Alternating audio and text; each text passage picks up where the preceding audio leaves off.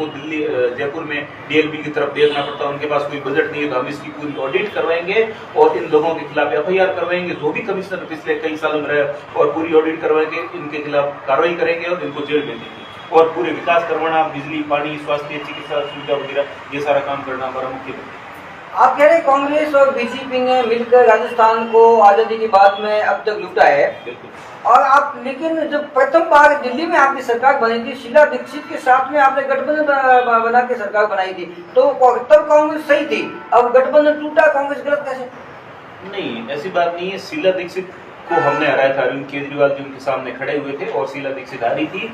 एक समय था जब आम आदमी पार्टी को बहुमत नहीं मिला, तो हमने रेफरेंडम किया दिल्ली में और दिल्ली की जनता ने कहा कि आप इनके साथ सरकार बना लीजिए, तो हमने बना ली। लेकिन सरकार बनने के बाद में जब वास्तविकता से पता चला कि बीजेपी कांग्रेस एक है और दोनों पार्टियों का एक ही एजेंडा है कि कैसे भी करके आम आदमी पार्टी को रोका जाए, क्योंकि आम आदमी पार्टी आ गई तो ये अच्छी राजनीति करेगी, राजनीति को बदल देगी, भ्रष्टाचार बर्दाश्त नहीं करेगी, लोगों के लिए विकास कर देगी, भ्रष्टाचार को सहन नहीं करेगी, तो कैसे भी करके इनको रोकना है, तो दोनों हमें रोकने के लिए लगे और हमने उनका साथ छोड़ दिया। उसके बाद में है तो हम उनके साथ में दिल्ली में कभी भी चुनाव नहीं लड़े। माना कि यदि अलायंस की आवश्यकता पड़ जाए तो आप किसकी ओर जाएंगे? हम अलायंस नहीं करेंगे, अभी हम जनता के साथ में जाएगा।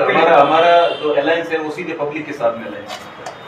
आपने गठबंधन से सीधा इनकार कर दिया है कि किसी के साथ गठबंधन नहीं करेंगे, तो आपको कितना विश्वास है कि राजस्थान में और बालोतरा में आप कितनी सीटें निकाल पाएंगे? मैं राजस्थान में कह सकता हूँ मजबूत स्थिति है, क्योंकि मेरे पास एक जिले का प्रभार, मैं कह सकता हूँ यहाँ बहुत मजबूत स्थिति है और हम बोर्ड बना लेंगे।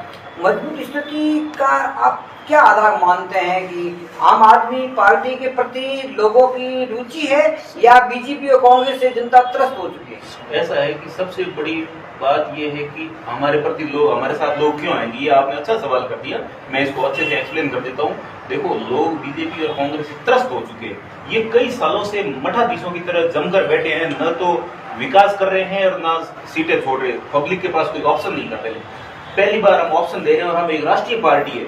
आज के समय में बालोतरा में चुनाव लड़ने के लिए 3 ही केवल राष्ट्रीय पार्टी, बाकी सारी स्थानीय पार्टी है। हम तीसरी पार्टी, हम देखा जाए तो हम अब बीजेपी और कांग्रेस के बाद हम राष्ट्रीय पार्टी है, और लोग तो भरे पड़े, उनके नफरत है बीजेपी और कांग्रेस से।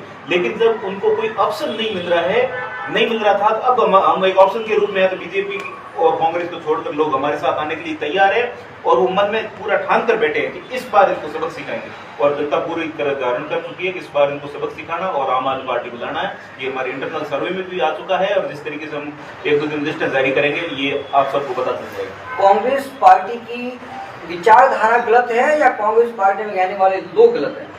आज की स्थिति ये विचारधारा भी गलत है और उनके अंदर लोग है। अगर लोग सही हो जाए तो विचारधारा तो बदली भी जा सकती है, लेकिन लोग भी खराब है और उनकी जो शुरू से ही विचारधारा है वो दोनों एकदम पूरा कबाड़ा हो रखा है। तो मैं मानता हूँ कि कांग्रेस में अच्छे लोग होते हैं तो ये पूरा बर्बादी नहीं होती। कांग्रेस की भी पहले यहाँ पर कई बार बोर्ड वगैरह रहा है, ठीक है ना, तो न तो कांग्रेस की विचारधारा ठीक है और न कांग्रेस के लोग ठीक है।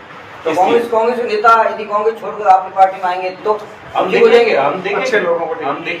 कि वो उस आदमी की हिस्ट्री क्या है, उसने कैसा पहले समाज में उसकी पैठ क्या है, हमको पूरा गुणावगुण तुलनात्मक रूप से देख के, और उसके बाद में हमें अगर लगा कि ये आदमी ठीक है तो हम उस आदमी को देखेंगे, परखेंगे, उसके बाद में कोई भी निर्णय लेंगे। अंतिम प्रश्न मेरा ये है कि जिस प्रकार बीजेपी कांग्रेस बड़ी पार्टियों में जो टिकट देते हैं धनाढ़ लोगों को देते हैं, और आपकी पार्टी जो आप है वो पंजाब दिल्ली में देखा गया कि चाय के ठेले वालों को दे दी और फेरी का देने वाला टैक्सी चलाने वालों को टिकट दी, तो क्या बालोतरा में भी आप ऐसा करेंगे कि बड़े धनाढ़ लोगों को नहीं देकर गरीब से गरीब आम आदमी को टिकट देंगे?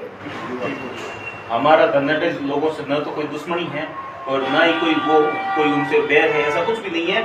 आदमी सही होना चाहिए, धन कमाना हर व्यक्ति के जीवन में एक वो रहती है, कोई पैसा कमाए, इसमें कोई गलत भी नहीं है। बस आदमी करप्ट नहीं होना चाहिए, उसके अंदर कोई ऐसे कोई क्रिमिनल टाइप का व्यक्ति नहीं होना चाहिए, समाज में उसकी अच्छी पैठ होना चाहिए। धनाढ़ है तो भी मेरा प्रश्न यह है कि आप आम आदमी यहाँ से पैदल चलने वाले व्यक्ति को भी आप टिकट देंगे? अगर वो अच्छा है और समाज में उसकी अच्छी पैठ है और बढ़िया आदमी है, हम पैदल चलते हुए आदमी, बेरोजगार आदमी, उसको भी हम टिकट दे देंगे।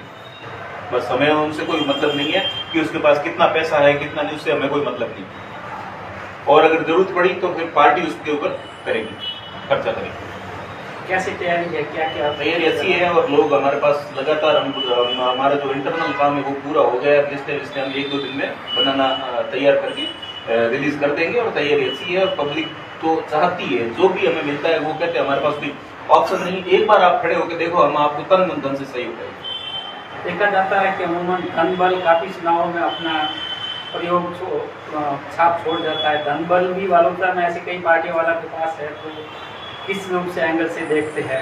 ये बात सही है कि सत्तासीन भाजपा है वो अपना पूरा प्रयास कर रही है, कांग्रेस पहले बोर्ड बना चुकी है, तो स्थितियां बड़ी विकट है, उसके बीच में से चिंगारी कैसे निकलेगी? ऐसा है कि जब जनता मूड बना लेती है ना, तो धनबल भुजबल ये कोई काम नहीं आता। जनता कई बार अच्छे अच्छे लोगों को उखाड़ के फेंक दिया, आपने दिल्ली में देखा, आपने पंजाब में देखा, तो जनता जब मूड बना लेती है तो ना तो धन काम आता है, ना भुजबल काम आता, कुछ नहीं काम आता। जनता इस बार बालोतरा की जनता परिवर्तन के मूड में है और इस बार परिवर्तन कर लेगी।